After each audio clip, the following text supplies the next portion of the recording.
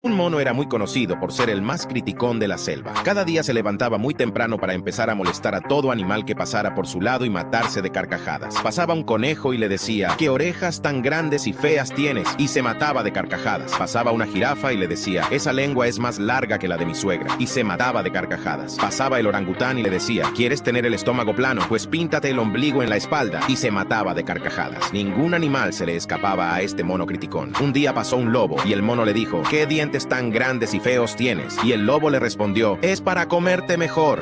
Fin.